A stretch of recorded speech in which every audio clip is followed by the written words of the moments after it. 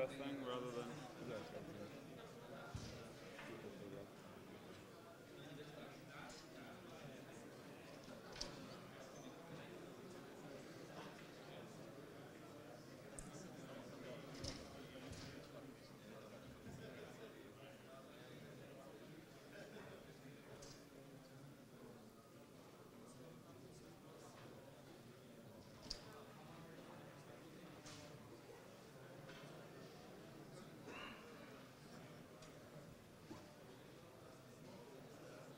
This on? Go away, I can test this first.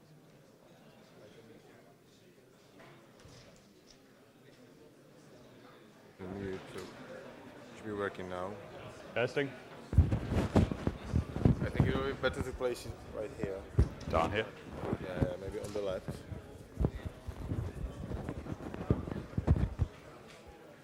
Can people hear me? I don't hear it. Can you hear me up the top? Mike, can you hear me all right?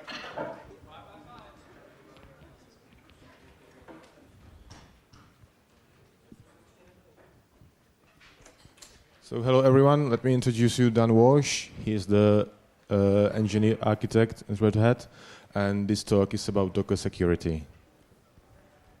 Okay, great to see everybody. People still wandering in. I can end my Okay, we're going to be talking today about Docker security. Okay, so obviously, anybody that's never seen me present, you realize that I speak proper English. So when you hear the word Docker, pronounced correctly, we even created it so it's Docker, Docker, Docker. If you haven't seen me, we do this all the time. But you can also go to docker.com if you really want to study it. This is a coworker of mine put this together, but make sure you don't click on the GIF because then it suddenly becomes. And you know, this is my wife's nightmare seeing this every night. Okay, so let's get started. I've been saying I started working on Docker about 1.5 years ago. And one of the first things I realized is that we talk about these things called containers, and containers do not contain. If you can get one thing out of this presentation, that's what you want to get. You come out of this and say, containers do not contain. If you Google containers do not contain, you will also see my pretty face, because I've been saying this for a long time now.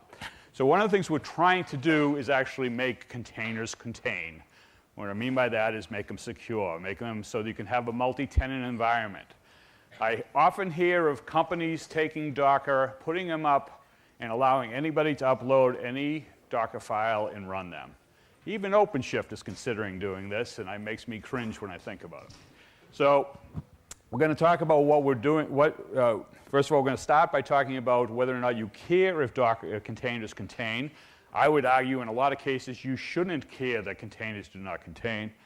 Then we're going to talk about what we're trying to do to make them contain, and then we're going to enter into some other security concepts. But basically, when you look at Docker, we're going to look at security of making sure these containers stay separate from each other.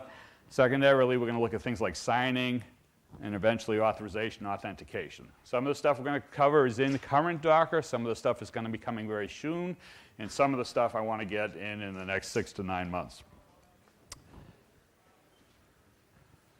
So do you care? Does anybody care here that Docker containers do not contain?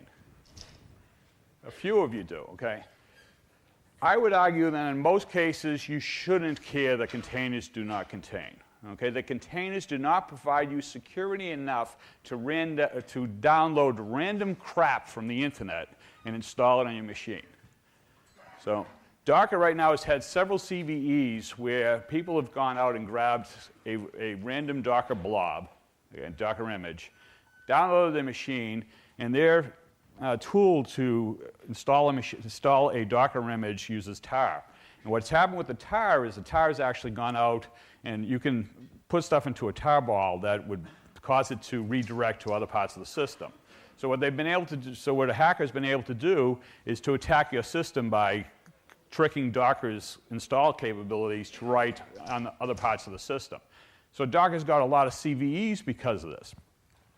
But I argue RPM has the same capability, right? I can put a post-install script into an RPM program that can hack your machine. So if I can convince you to download my piece of crap and install it on your machine, I can take it over. So why is Docker any different? Why do people have this vision that Docker, if I install something on my machine as a privileged process, I deserve to be hacked? Bottom line. Okay, so we shouldn't think that there's like some magic cure to this container thing. If I'm installing stuff on my machine, I can be hacked.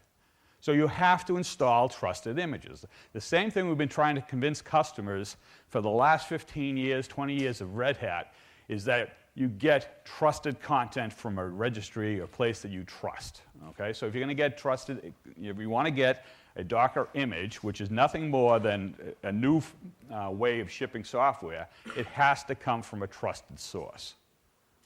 Bottom line, okay? If you do that, then you shouldn't care so much about containers do not contain.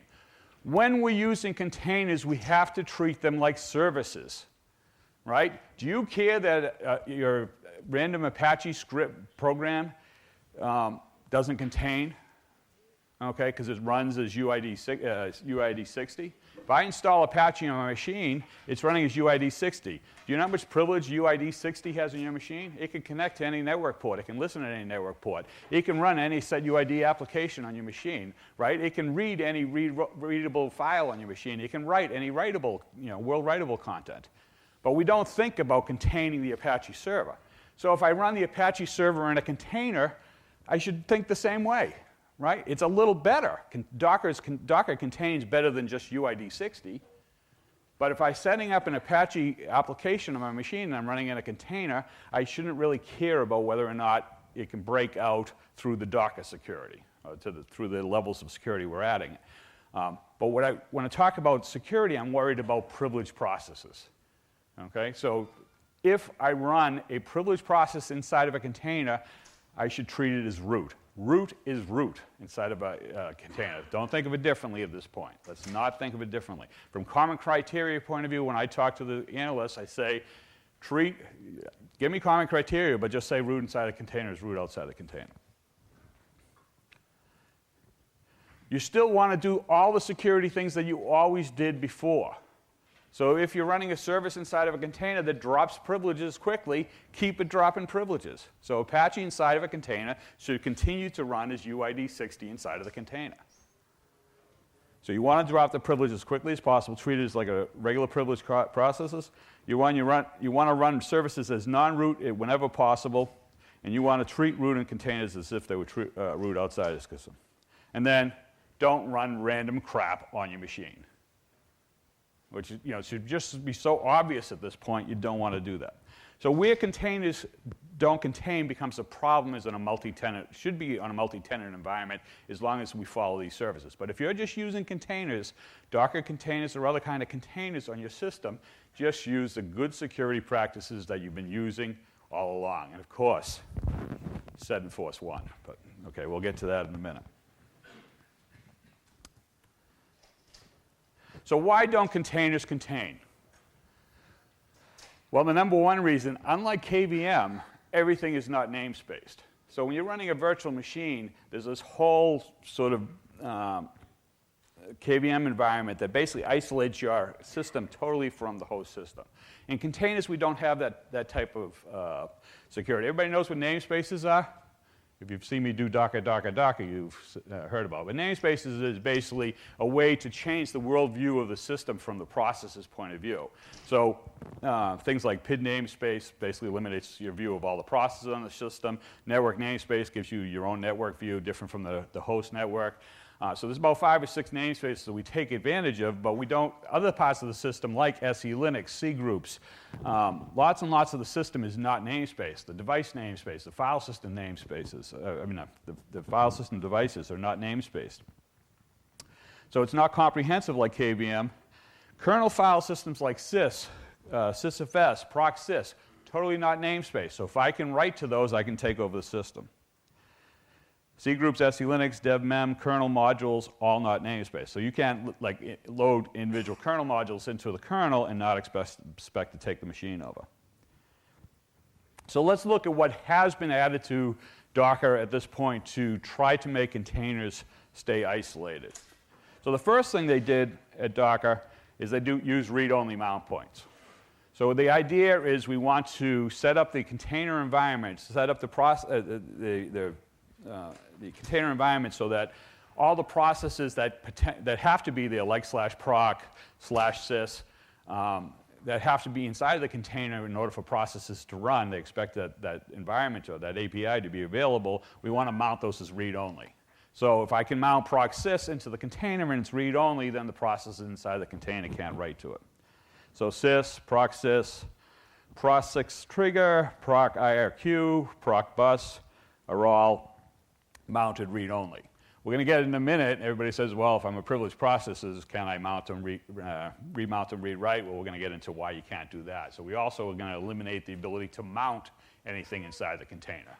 So we want to make, since we're mounting everything, a lot of things read-only, we want to prevent remounting them rewrite by eliminating the mount command. In Docker upstream right now, and I think it might be in 1.5, we actually have the way to run the entire image read-only. So there's going to be flags that you can say, I want to mount the images inside of the container as read-only, so you can start to treat, you basically get a read-writable /run and maybe /temp, and then everything else is read-only inside the container. Capabilities. Everybody in the room knows what capabilities are? All right. Oh, I guess everybody else is shy because everybody in the room should know what capabilities are if you consider yourself a Linux person. So capabilities were developed in probably in the 1990s to basically try to take the power of root and break it down into less powerful things. Okay, so right now everybody knows that if you're root, you can do anything on the system. Well, with capabilities, I can actually have a root process and start to take away some capabilities of it. So they started out with a 32-bit flag of capabilities on the system. And they told the kernel guys, start to think about the security requirements of different things that you're doing inside the kernel and then wrap it with a capability. So for instance, back in 1968, when there were like 12 computers at universities in the world, it was decided that if you could bind to a port less than 1024, then you should be trusted. Okay, so in 1968, there was only 12 computers in the world, so we'd have users on the computers, and then we'd have administrators. So if the computers were networked together through the early versions of internet, or whatever they called it back then, if you were bind to a port less than 1024, you were trusted. Well, guess what? 60 years later, or wherever we are now, that's still a rule. So that is the reason that you cannot bind to port 80 if you are not root on a system. Because if you could bind to port root, you should be trusted. So that rule is in a capability. So the capability for doing that is net bind mount, whatever it is. So there's a capability for that just to being able to bind to a port less than 1024. Ping uses the ability to send raw IP sockets. So there's a capability for being able to send raw IP sockets. So we started out with 32, and the kernel guys were real good in the beginning about breaking down these capabilities into nice little chunks. So what happens with the kernel engineer once we get up to 28 capabilities and there are only 4 left? What's the kernel guy going to do at that point? He's going to start saying, I'm running out. I really don't want to create a new capability, so I'm going to start taking this capability and add it to an existing capability, right? This security type thing and add it to another capability. Another thing that kernel guys do is they're really friggin' lazy because it takes a lot of work. It's just sort of like registering network ports. No one does it because it's a pain in the ass. So kernel guys started saying, rather than me going out and doing all this work to reserve a capability, I'm just going to start throwing it on. So we ended up with these capabilities. One like sysadmin, which I'm going to show you in a minute, which has incredible ability, incredible capabilities. Basically, you own the system. It's equivalent to root. So certain capabilities are really tight, and other capabilities got loose. In the last few years, we've added 32 more capabilities, so they basically added a new bit string to the system. So now that there are another 32 capabilities, I think we've used up about 36 or 37 of the total of 64 capabilities that are available at this point. So this is a man page. If you look at capabilities, you can find out a little bit more about it.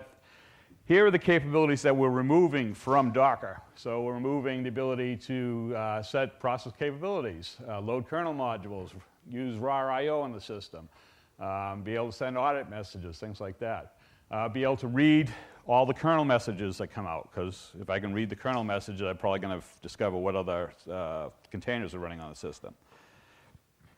So these are the two big capabilities that we also remove capabilities. So there's Capnet Admin, which allows you to configure the network. We don't want the processes inside of a container to be able to modify their network settings. We want to modify the network settings from the outside, or have a tool like Kubernetes that launches the Docker container, set up the capabilities, set up the network. But we don't want the process inside setting up the network. So Capnet Admin allows you to do things like set up IP tables rules, configure the network, change the routing table. So you can't do that inside of a standard container.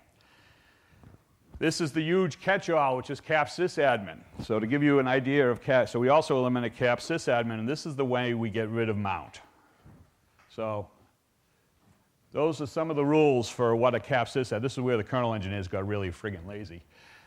So you have everything from turning swap on and off to the mount command to setting the host name, domain name, configuring. Oh, that's right. There's another page of them here. These are all the rules, and this is just if they've actually documented all the things that capsysAdmins allow. So when you get a container and you say, I need to be able to do X, Y, Z, and you actually add capsysAdmin in, you have basically eliminated any chance of this container being contained at all from a capabilities point of view. In current Docker, we now have the ability to modify the list of capabilities. So we still allow, by the way, about 15 capabilities, and I probably should put them onto the slides, the ones that are currently allowed, like set the ability to set UID. So you can change the UID inside of a container, because most of the processes want to allow you to, you need to be able to run processes inside of your container with different UIDs. Going back to the first example, I want your Apache server to run as UID 60. Well, that calls a setUID call in order to change that. But if you're going to run a container that doesn't need setUID, you can actually remove it, or you can add it. So if you decide that you have to allow mounting inside of your container, you can do a cat --cap add on the Docker command that has capabilities. We have an example. Someone's trying to build an NTPD container. Actually, the IPA guys are doing it. And what they want to do is run NTPD, and guess what? NTPD has to modify the system time, so it needs capsys_time added. So you could run a command like that to add cap add systime, and then you can also drop capabilities. So if this is one of the things that no one ever does, but if you really cared about security and you wanted to crank up the security, you can actually turn off certain capabilities or drop certain capabilities. So you could do a cap drop of setUID, and all of a sudden, if anybody tries to call setUID, it's going to get denied. Another way we add security to a container is namespaces. Now, namespaces, when I traditionally do a Docker talk, I don't consider namespaces a security measure, but namespaces are really about changing worldview. But if you think about it, if I use the PID namespace, I lose the ability to see other processes on the system. So the processes suddenly get denied, disappear. On an OpenShift system, since version 2 of OpenShift, we don't use this namespace right now. So if you went and tried to look, you'd see all these processes on your system, but you'd get SELinux is blocking you from seeing it. So you see like this, it's sort of a weird looking /proc environment, because you get permission denied all over the places. But with PID namespace, all the PIDs just suddenly disappear from the system. All you're going to see is the processes inside of your namespace. So you could consider that a security measure, that you don't know there are other processes. So your processes in your machine think that they're the only processes in the environment. Network namespace is also another one, because we can control the network. So since we're controlling the network on the outside, we can add IP tables rules. We can basically set up a container that can only see the intranet, another container that only can see the internet. So we can basically take a container and sort of change its view of the entire system world. So, I mean, we could talk about other namespaces, but basically, through the use of namespaces, we're changing what a container processor can see and what they can imagine. Actually, Leonard does a really good job with namespaces and security in systemd. So if you ever played with private net, private temp, that's taking advantage of namespace and really adding security to it, even though it's just using namespaces. There's another namespace called the device namespace. I absolutely hate that this is a namespace and not a C group. I believe this should be a C group and not a namespace. Oh, I did it wrong. This slide is wrong. It's the other way around. This is it's the device C group. It's not a namespace. I got to fix this slide if I do this at the summit. So there's a device C group, and it should be a namespace. So what you can do with a C group, the device C group, is I can specify which devices I will allow the process inside the system to create. So if I can create, say, a device that can talk, a raw memory device and start communicating with it, I can interfere with the kernel. So we want to take certain network device nodes and not allow those to be created inside of a container, and this C group does. Why I would rather have it be a namespace than a C group is the way we use C groups. C groups you can't set up a hierarchy of C groups. So anyways, I have to fix this slide because it totally ruined my presentation right there. But anyway, so with the device C group, we can basically say, oh yeah, you can create a dev null, you can create a dev zero, you can create certain devices. Basically, it's a white list of devices that you're allowed to create inside the container. Personally, I would rather get rid of devices altogether. There is a cap, make dev, that should be, I would like to have eliminated from the container and just make anybody that tries to create a device node disallowed. We also, I already covered that. So these are the device nodes that we actually do allow into the container. Dev console, dev zero, dev null, dev fuse, full. We allow you to create TTYs and urandom and random. We also mount, so if you provide an image, a Docker image, you could put a device node onto the image and then convince me to run it inside of a container.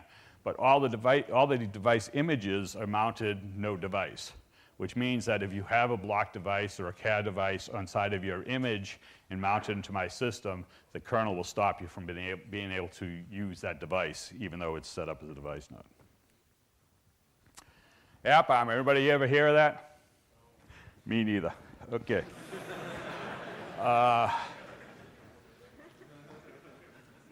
So here we are, the SE Linux guy. He's going to talk about SE Linux. Okay, everybody get up. Come on, nice comfy seats. Everybody stretch a minute. All right, let's read after me. SE Linux is a labeling system. Every process is a label. Every file, every system object, every directory has a label. See, if I switch the words around, it gets confused. Okay. Policy rules control access between labeled process and labeled objects.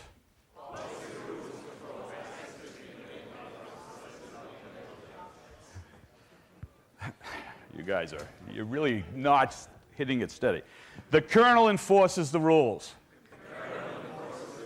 Okay, now you can all sit down because we all understand SE Linux, right? Woo! Now, I asked some of the SE Linux guys here to put together the SE Linux coloring book. I don't know if they printed it out or not. If everybody can get access to the SE Linux coloring book, it takes it into deep detail of how SE Linux works, and you can color at the same time. So it's a really awesome experience, and if you haven't seen it, we're going to show some of the pictures of it in a minute. So everybody's gone to this website, I'm sure.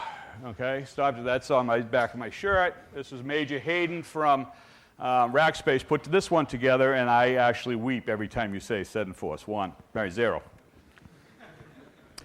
So how does SE Linux work inside of a container environment? SE Linux provides two types of enforcement in a container environment. We take advantage of a thing called type enforcement. So SE Linux, fundamentally, most people that have ever dealt with SE Linux, I mean, they might not know it's type enforcement, but it's basically SE Linux's primary goal is type enforcement. And what we do is we define a type of a process. So this is the Apache process. It's going to run as the Apache type. This is the Apache content. It's going to run as, on disk, so it's labeled as Apache content. And then I write rules that say the Apache process type can read Apache content. Then I create read-writable Apache content, and I say the Apache process can write read-writable Apache content. When the Apache process gets hacked, like it did with shell shock, if anybody reads my blog, you'll know that SELinux did a real good job of controlling shell shock. So someone wrote an exploit that went to an Apache website and was able to inject code into an HTTP script running on a server.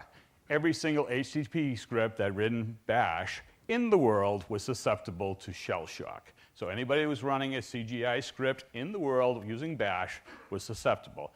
When they injected the code into it, then that process would be running on a remote machine, and you would have full control of a bash script on a remote machine. That's how dangerous shell shock was. In an SELinux environment, if you said enforce 1, that CGI script would be labeled as CGI script T. And when it went and tried to do anything on your system, it'd say, oh, you want to read Apache content? Welcome to it. You want to write to an Apache directory? Welcome to it. You want to connect to a network port and send out spam mail? Denied. You want to connect to any network port? Denied. Okay? SELinux controlled at the type of it. So if we go into type enforcement, now everybody understands the Apache analogy, now we'll get into the cats and dogs. And this is where you have to get a hold of the coloring book. And hopefully in the next 2 days, someone will have printed out some coloring books. But we look at cats and dogs. So we have a cat type and a dog type. And we label our content. So we have cat chow and dog chow. Now we write rules that says allow cats to eat cat chow food, and he's allowed to eat it. And we write a rule that says allow a dog to eat content that is labeled as dog food or dog chow, and it's food, and he's allowed to eat it. This is very much like every single rule. This is almost exactly what we write in SELinux policy. If the dog gets hungry, so now we allow the cat to eat its cat food and the dog to eat its dog food. If the cat wants more, the kernel will allow it to have more cat food. But if the dog tries to eat the cat food, no way. Okay? Everybody got it?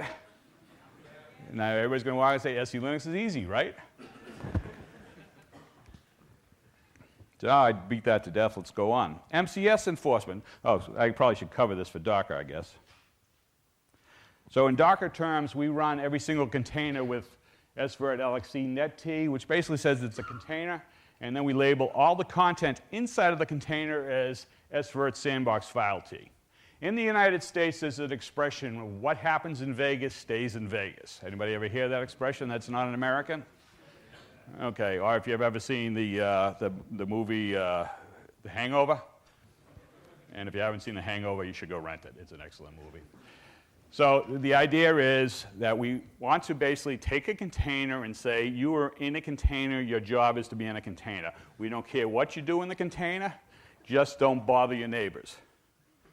Okay, so we want to make sure that the container doesn't bother other containers on the system. We also want to make sure the container doesn't bother the host. So using this containment of type enforcement, we're able to control a container from mucking around with the host. Okay, because an svrt process is able to do anything it wants to other svrt processes because they're able to do it inside the container, and all the content's labeled as svrt sandbox t.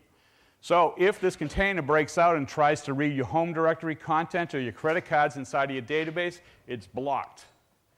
But if it tries to attack other containers, they're all labeled svert LXC net-t, or their processes are all labeled, so it's able to attack other processes on the system, and it's able to attack the content, because the content's all labeled the same.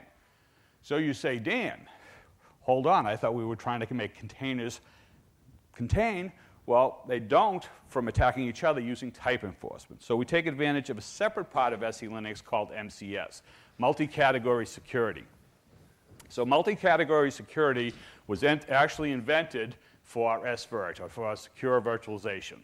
So the idea was we had lots and lots of virtual machines. We wanted to put a label on them. We wanted to make sure that they couldn't attack each other. Well, there was a part of the SELinux label called the MLS label, the multi-level security. And if you ever looked at an SELinux label, you'll see almost all your processes always have this :S0 at the end of the line. So that basically says they're running at the lowest sensitivity. But we basically, in most targeted systems, we never do anything with multi-level security. Only on multi-level security machines do they do that, and probably no one in this room has ever used the multi-level security, and you're very lucky about that, because if you think SE Linux is hard, you should try MLS. So MLS is all about top secret controls from the government. But we had this capability in SE Linux that was turned off, and we decided to make a new type of security called multi-category security. And the only thing we do with multi-category security is we add a little part of the label that is different for each one of the containers. And then we put the same part of the label on the content, and then the kernel makes sure that that little sort of secret end of it matches. And if it doesn't match, you're denied. And that's where we start to get, based on MLS, that's where we start to get the separation between processes with the like types. So again, going back to the coloring book, now we have two dogs. We have a Fido dog. I have 10 minutes left? No, I don't. It's plenty of time. Okay, I got to start racing. So there's two types of dogs. There's a Fido and a Spot. Still have the cat dog chow, but I still have the rules that says the dog's allowed to eat dog food, but now I want to make sure the Spot doesn't eat Fido's dog food. Fido's allowed to eat his dog food, but when Fido tries to attack Spot's, when Fido tries to eat Spot's dog food, the kernel steps in. What we've done is we've actually added this part of the label that basically says this dog is now not only a dog, but he's also a Spot. And that's how we take care of MCS separation. I'm going to skip the demo. You can come see that later. So there's some SE Linux gotchas, and these gotchas exist for other tools we're going to talk about later.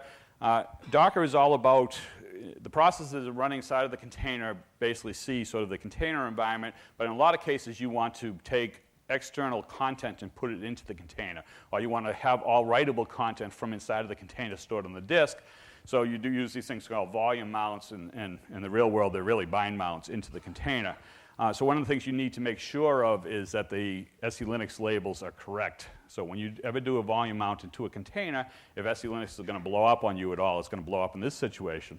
So you can basically set the type of the content that you're mounting into it, or in RHEL 7.1 that's just about to come out, and hopefully soon to be in Fedora, you can actually add a :z or lowercase z to the the volume option, and that will actually, the Docker will take care of changing the labels. Capital Z means it's only shared between, it's private to the container. :z, lowercase z means it's shared between all containers, that all containers can use it. We now have the ability to modify SE Linux controls, so you can actually, if you want to change the security level, so all containers run with the same security. They're allowed to use all the network that's presented to them, but you could really tighten it up further. So if you wanted to write, say, an Apache policy so it only could listen to port 80 and can't connect out on the network at all, you can run it with that type. And we also can support the MLS world, so we can actually set up containers so they can run as top secret. So you could set up all your containers to run at a single level. And then this is my last little slide on SE Linux that, and again, this is probably an American thing, but there was always a commercial about Tupperware and that you knew your food was safe when you had the burp. So Docker without SE Linux is like Tupperware without the burp. Okay. So we're going to talk a little bit about other attack surfaces. So we've added capabilities. We've added read-only bind mounts. We use SE Linux to make sure we can not break out. We're using good security practices. The problem with all of these is you still have this huge attack surface on the kernel. If you're allowed to talk to the kernel and the kernel has a bug, I'm able to break out of my confinement. Okay, this is a big disadvantage of containers over virtualization, in that you're talking directly to the real kernel. In a virtualization environment, I have to talk to the kernel. On my virtualization, I have to break through that. Then I have to break through KVM. Then I got to break through svert before I can ever even talk to the local kernel. Well, all those exploits have already been broken away when you're running containers. You're talking directly to the real kernel. So there's a thing called libsecconf. Libsecconf and seccomp are the ability to modify the syscall table that's available to processes inside of a container. So what we want to do is, right now, we're real close to getting this merged upstream. No, this doesn't exist in the real world, but we're real close to getting it into the real world, so that we can start to eliminate certain syscalls from the container. Some of this stuff was stolen from systemd nspawn, but like some of these syscalls here that are eliminated are things that you really don't want. Docker had a very big hole in its security level. Open by handle @ allows you to open a file by picking out the, by just giving it a inode. Well, guess what? / on the system is a well-known inode. So if I have this syscall, then I can basically figure out a way to break out of the container, of course with selinux turned off, but I can break out of the container and open up the syscall directory. And once I have the once I have the / directory, I can obviously walk the entire file system. So just having open by handle @ I'm able to break out of containers. So with syscall, turning off some of these other controls, but so with syscalls, with the syscall editing, I can start to do that. Eliminate all those. And also, we are looking at blocking old weird networks. How many people here use AppleTalk on their computers? Not many, huh? NetWare, right? There's all these ancient network controls that are available that no one ever uses and nobody ever looks at to see if there's bugs in them, okay? I'm ignoring the time. So you're able to, I have a video here that I'm not going to show, but we're going to put it up on the website. But basically, you're able to modify syscalls. You're able to add and remove syscalls that are available. And the demo actually shows removing get current working directory. So all of a sudden, you type pwd and it says not allowed. So it's kind of aggravating, but at least it's a real quick demo of what you can do with this. So it's pretty powerful. There's a thing called the user namespace. Which the goal of user namespace is to map you can basically have root inside of the container and not root outside the container. That's the idea. And what you do is you map a range of UIDs into the container to IDs outside the container. So basically, you could say root inside of my container is UID 6000 outside of my container.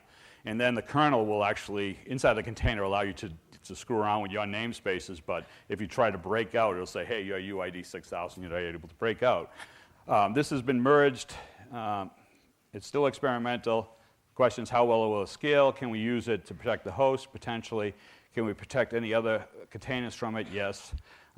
We've merged it into libcontainer. So if you look at what Docker is, Docker relies on this sub-library called libcontainer. So the user namespace settings have been merged into libcontainer.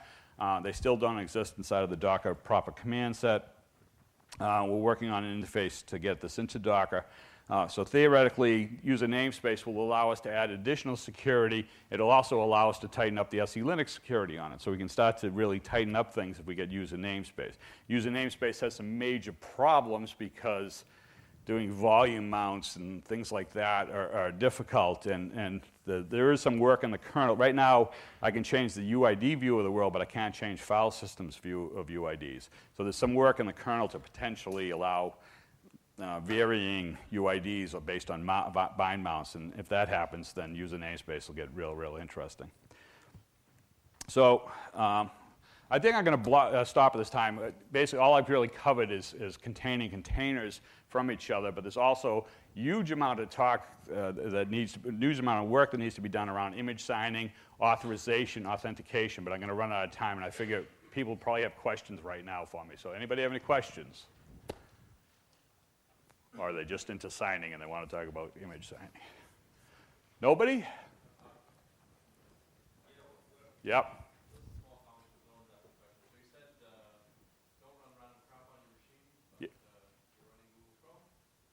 Yes. I don't follow my rules, yes.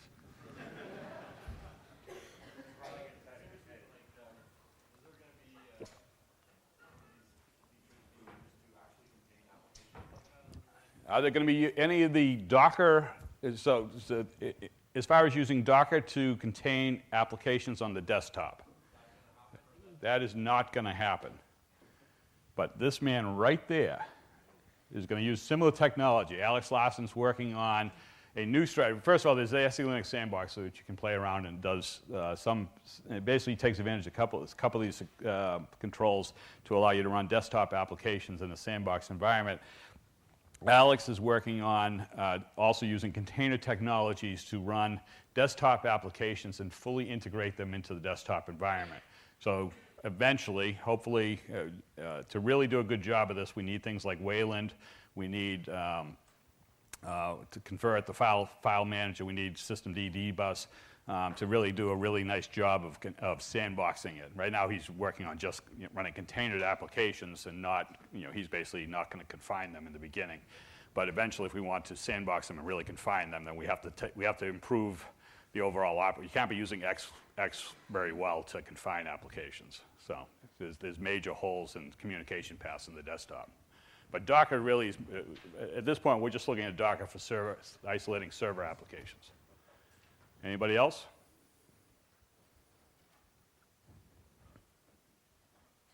I must have done a perfect job.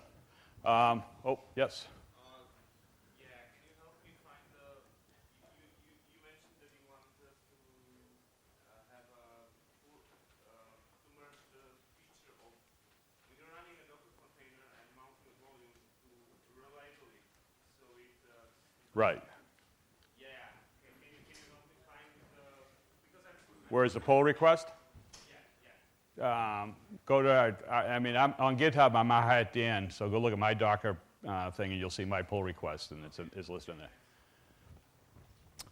there. Okay, let's see. Okay, so in conclusion, now tomorrow I'm giving a talk called Super Privileged Containers. And what the idea of super privileged containers is the exact opposite of everything you've seen here. So a super privileged container is supposed to be a thing that you're going to install on your machine as a system manager. So if you want to come and find out how you can configure your Docker containers to actually be able to modify and update the host or modify other containers, which is a really good use case for containers, you can come see that. I'm out of time, so that's it. Thank you for coming. Oh.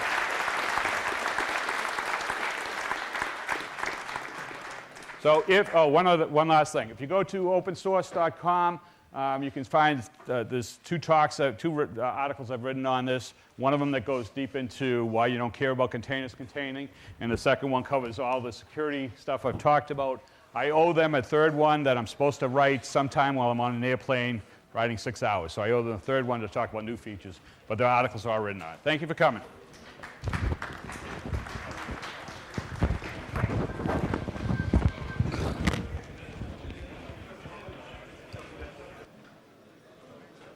What'd you give me, 40 minutes?